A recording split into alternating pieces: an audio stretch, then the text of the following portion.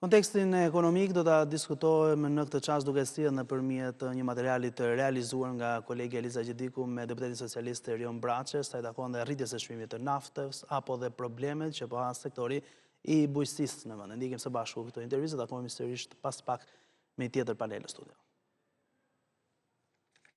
Zoti Braçe, faleminderit që pranuat ftesën për këtë intervistë. Kemi dy projekte rezoluta shumë të debatuara gjatë fundit të vitit 2025, ajo e Autoritetit Mbikëqyrjes Financiare dhe ajo Autoritetit Konkurrencës. Të dyja pa miratim. Çfarë do të thotë për Jo, janë miratuar. Në seancë plenare? Rezolutat janë miratuar në komision dhe mua kaq më mjafton, me thënë drejt. Sa kohë që Komisioni Profesional ka bërë të dyja aspektet e atij procesi, vlerësimin e punës së kryer gjatë vitit 2024 dhe natyrisht pastaj edhe rekomandimet, për mua në atë komision puna është mbaruar. Ajo që ka ndodhur në seancë plenare pastaj është e papranueshme. Nuk mundet që seanca plenare t'i thot Komisionit të Ekonomisë dhe Financave që unë nuk e miratoj rezolutën tënde, pa arsye. Pa arsye. Sepse ka qenë në rend të ditës, është shtyr, është nxjerrë nga rendi i ditës, është shtyr prapë derisa u la pa votuar.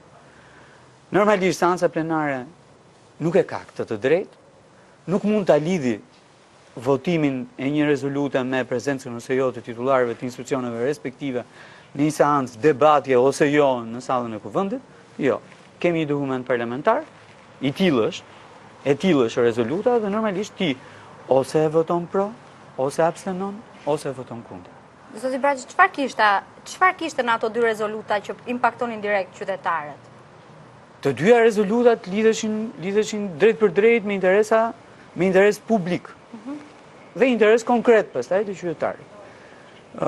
Rezoluta AMF-s kishte edhe një element më tepër që kërkonte rikthimin e ligjshmërisë sa më parë në krye të drejtimit ekzekutiv të Autoritetit Mbikëqyrjes Financiare.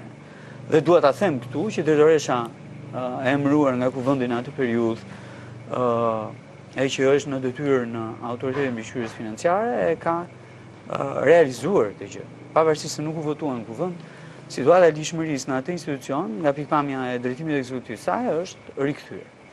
Në krahun tjetër pastaj kishte disa elementë që janë shumë të rëndësishëm dhe ku të dyja rezolutat lidhen me njëra tjetrën. Edhe ajo e Autoritetit Konkurrencës dhe ajo e Autoritetit Mbikëqyrjes Financiare, që ka të bëjë me tregun e sigurimeve, që është një element kyç. Kemi dy gjëra me tregun e sigurimeve. E para mbi të gjitha, tregu është në kushtet e një marrëveshje të palejuar. Autoriteti i konkurrencës ka dhënë leje për një marrëveshje për këmbim informacioni. Ndërkohë që kjo marrëveshje është shfrytëzuar nga operatorët në treg për vendosur një situatë ku të gjitha kompanitë kanë rënë dakord dhe kanë ndarë tregun me përqindje. Dhe ajo që reflektohet pastaj në treg drejt për drejt ka të bëjë me faktin që atje s'ka konkurrencë. Madje ka një marrëdhënie algoritmike e paligjshme që ndan muajin dhe javët me ditë caktuara, me javë caktuara për shitjen e produktit të një kompanie sipas përqindjes së tregut që këta kanë në mend që kanë atje. Pra, kemi një marrëveshje të ndaluar dhe këtu kemi kërkuar që të dy autoritetet bashkëpunojnë për të hetuar këtë gjë dhe në krahun tjetër pastaj vetëm me Autoritetin e Konkurrencës kemi problemin e rregullores mbi bazë risku të policës së sigurimit, të vlerësimit pastaj të policës së sigurimit. Rregullorja është, të themi me një sens, është bonus dhe malus apo në këndvështrimin tuaj është vetëm malus? Jo, deri tani është verifikuar që është vetëm malus. Bonusi është thuajse i papërfillshëm, 2.000 lekë, 3.000 lekë, 5.000 lekë vjetra. Ndërkohë që malusi rëndon. Shumë mirë bëhet që rëndon malusi, ama rregullorja duhet kishte shumë më tepër shkallë dhe shumë më tepër faktor që vlerësonin sjelljen dhe nxisnin sjelljen e mirë të çdo drejtuesi mjeti në rrugë përmes kësaj incentive që është incentive ekonomike drejt për drejt. S'kam se paguaj 220, 230, 250.000 lekë të vjetra për një policë sigurimi në qoftë se unë sillem mirë në rrugë. Dhe ky është një element kyç. Ne kemi pasur një takim me drejtoreshën ekzekutive të Autoritetit Mbikëqyrjes Financiare dhe me drejtorët kryesorë të atij institucioni, ku kemi paraqitur rezervat konkrete që kishim edhe këtu në komision, lidhur me këtë rregullore dhe natyrisht presim prej tyre reflektim. Po është tjetër gjë, kjo që po ju them unë, dhe është tjetër gjë që këto duhet të ishin detyrime ligjore për autoritetin e mbikëqyrjes financiare të shkruar në një rezolut që votohet nga Kuvendi i Republikës Shqipërisë. Në një përgjigje zyrtare, Kuvendi thotë që mungonin titullarët e dy institucioneve, prandaj nuk u zhvillua edhe seanca plenare. Mendoni se është arsye mjaftueshme për të padetyra? Jo, për mua është justifikim. Nuk ka lidhje fare me qasjen që duhet ketë Kuvendi i Republikës Shqipërisë. Ne kemi bërë propozime për ndryshimin rregulloren dhe në seancë plenare drejtuesit e institucioneve nuk do të jenë më. Pra nuk do të ketë më debat në seancë plenare. Nuk ketë rezolut, në normalisht votim pro ose kundër të rezoluar. Drejt kësaj po shkojnë. Atëherë kur ne kemi logjikuar që kjo duhet ndryshoj, patjetër mund të ishte pjesë e gjës së bërë në fund të vitit që shkoi, votoi rezoluta, institucionet merrin detyrimet ligjore vendosura nga Kuvendi dhe ecën përpara. A ka vend më tani për t'i miratuar ato dy projekte rezoluta jo, apo duhen ripar? Jo, sepse ne për 3-4 javë do të jemi në seancë raportimi dhe vlerësimi të punës së Autoritetit Mbikëqyrjes Financiare dhe Autoritetit të Konkurrencës për vitin 2025. Është e pa vlerë, pavarësisht se janë të njëjtat probleme, do diskutohen të njëjtat çështje, po do jemi më mirë në kohë, të themi, për të diskutuar problematikën që kemi atje. Por, kjo shtyrje nga njëri vit në vitin tjetër, sepse gjatë 2024-s kjo nuk ndodhi, gjatë 2025-s nuk u reflektua keq, u pa impakti i saj etj. Me radhë. Tani, gjatë 2026-s në këto 3 muaj s'ka ndryshuar asgjë prapë. Pra, kemi një problematik që qëndron aty. Prandaj Kuvendi duhet ketë një rol shumë më tepër aktiv dhe nuk mund të bëj pas e thotë unë nuk miratoj rezolutën se mungon kryetari apo drejtori ekzekutiv apo drejtuesi tjetër i autoritetit tjetër. Jo, nuk mund ta bëj. Nuk mund të shmanget Kuvendi, po duhet lërë detyra shumë të qarta në raport me punën e institucioneve. Se jemi në vitin e 3 dhe në vitin e 3 s'ka ndryshuar absolutisht asgjë ende.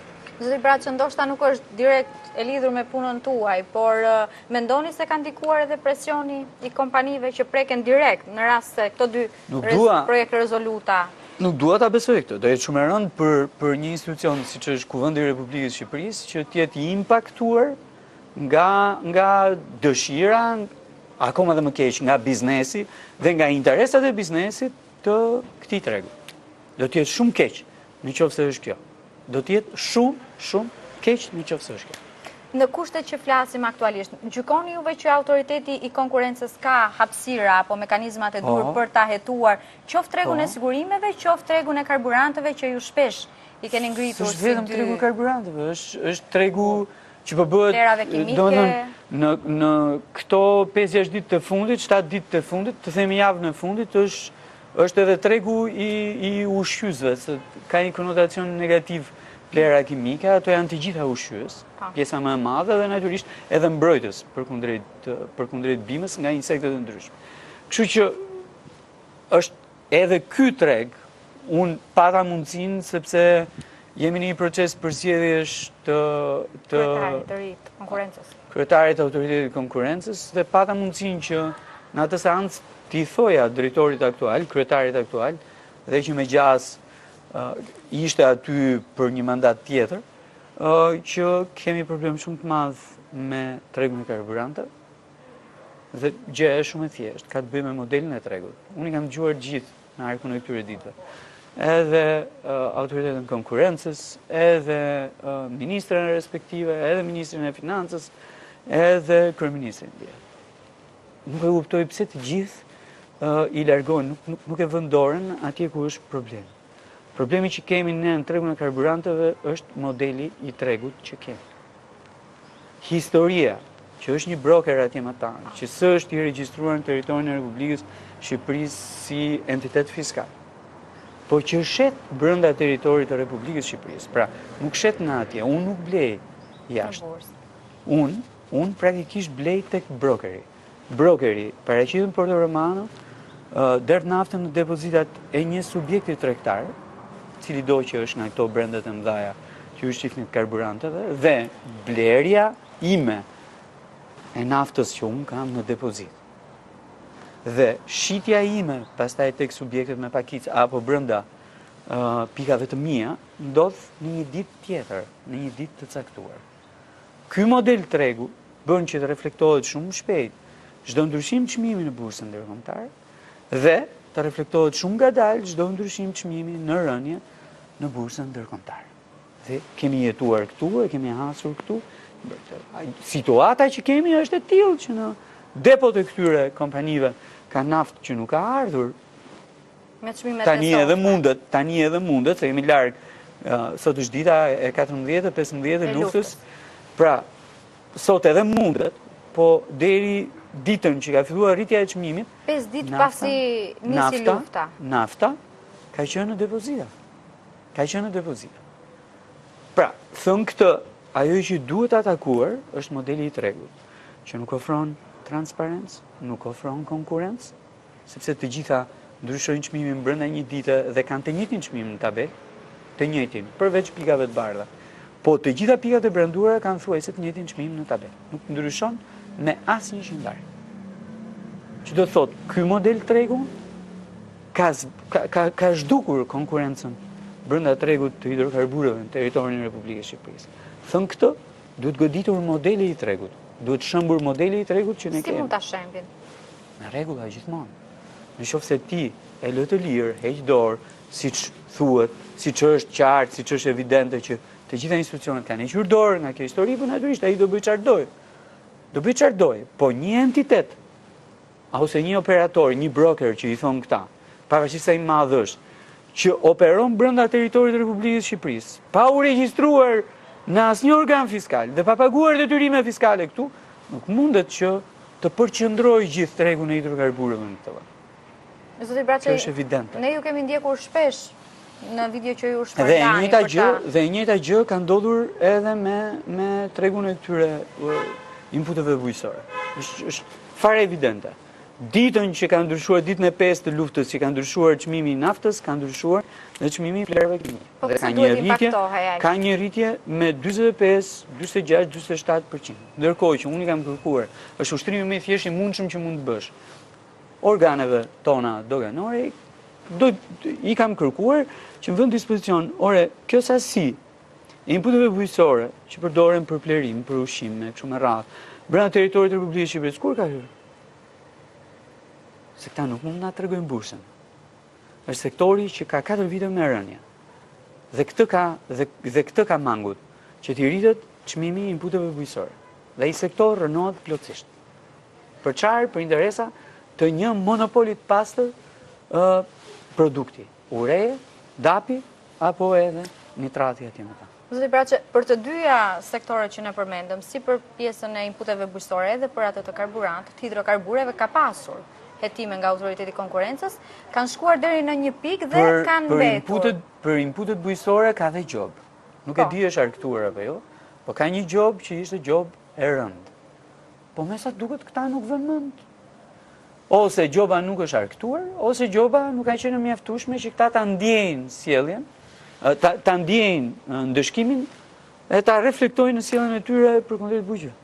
Çfarë duhet bërë në këtë situatë? Sepse ne për karburantet kemi një task force, le të themi të ngritur. Nuk mjafton task force tash, më vjen keq, nëse nuk goditet modeli i tregut që funksionon totalisht i përqendruar edhe që ka atë produkt që ju shihnin për tabelat, normalisht është e kot edhe task forca, edhe ai instrumenti të cilin e vlerësoj shumë, po që duhet shoqërohet me patjetër me transparencë të këtij tregi. Askush nuk e di sot, ja po ja u them unë.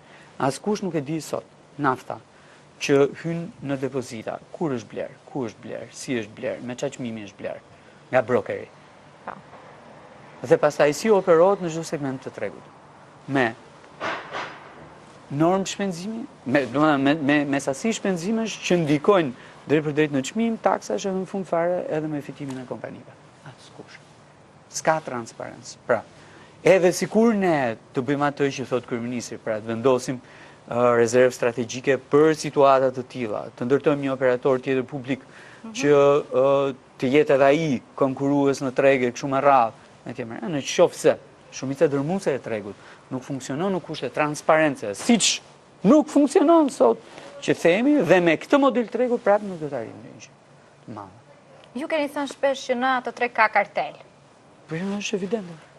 Një Ministri Ekonomisë thotë nuk është faktuar, le të themi. S'është faktuar. Nuk ka shenja, apo nuk ka prova. Po si s'pas ka, në momentin që ndryshon çmimi brenda një dite, në të njëjtën orë, në të gjitha pikat, dhe është i njëjti çmim si që nga, çfarë sjellësh? Sjellje e koordinuar. Po sjellja e koordinuar kur ndodh? Kur tregu është i përqendruar. Dhe kur tregu është i përqendruar, po patjetër, situata kartelesh. Pse bëjnë kot sikur nuk e kuptojnë? Në qoftë se i gjithë çmimi i hidrokarbureve, naftës, gazit edhe benzinës në territorin e Republikës Shqipërisë ku varka nga një kompani, që këta i quajnë broker, në fakt është një kompani. U varka nga një kompani dhe është i njëjti çmim për të gjithë, çfarë logjike ka? Dhe një pyetje të fundit, ju besoni më shumë tek masa të tilla ad hoc board apo task force apo te një rishikimi i taksave? Sepse shumë taksa rëndojnë në 1 litër naftë. Po pse shumë taksa rëndojnë? Qarkullimi, akcizat, VSH-ja. Po në Itali? Po në Gjermani? Po çmimi i naftës është më i ulës në Shqipëri. Në Itali? Në Itali ka arritur tani diku te 2.2 euro. Po. Në autostradë. Se kanë dhe një element tjetër. Po Italia, të lutem. Ndjek atë rregullin e akcizës së lëvizshme. Ka edhe një element tjetër shumë të rëndësishëm në Itali apo edhe në vende të tjera të Evropës, që ka edhe self-service. Dhe që ka çmim më të lirë, dhe që këta sa ofrojnë botë, këta operatorët tu brenda vendit, edhe tu ulin çmimin. Pra ka element të shpenzimeve të tyre që rëndojnë në çmim, ashtu siç ka element edhe të taksave që mund të ndikojnë në çmim. Janë 2-3 koncencione atje që mund t'i bënte shteti dhe pa pagesë, ndërkohë që i bën privati. Edhe që mund ndikonin në uljen e çmimit. Por në qoftë se e gjithë gjëja që nga vetëm taksa e qarkullimit, se i dëgjoj njerëzit thonë shkojnë në Kosovë dhe e ble më lirë. Po, e ble më lirë. Sepse ti që shkon në Kosovë dhe blen naftën më lirë nuk paguan taksë qarkullimi atje. Taksa e qarkullimit është për gjithë ata vendorët atje, etj me radhë dhe ka tek mjeti. Kurse unë e kam këtu. Edhe një herë, taksa ndikon në çmim kur tregu apo ndihet fort, kur tregu është i mbyllur, në qoftë se tregu do ketë konkurrencë, pesha e taksave, apo ndikimi i taksave, nuk do të jetë kaq i fortë saç edhe dëgjohet. Por disa element, tarifa, koncencioni, që janë brenda çmimit karburant, për mua duhen eliminuar. Pra ju gjykoni më shumë këto masat si task forca, po them në kushtet që jemi aktualisht mes. Jo, siç u thash, task forca për mua është pa mjaftueshme dhe s'ka vlerë. Faleminderit.